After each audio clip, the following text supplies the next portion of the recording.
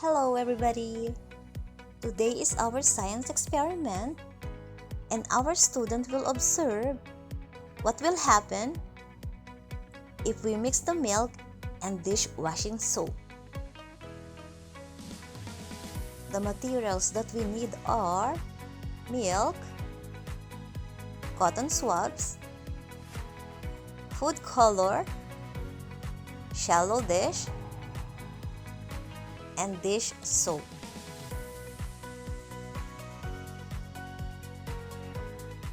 Are you ready? What are you waiting for? Let's see the magic milk. Let's start.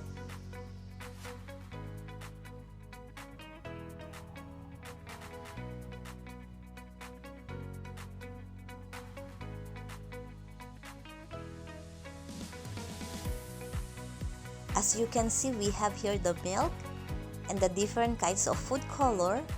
And the next step is we will put the drops of dishwashing soap and see what happens.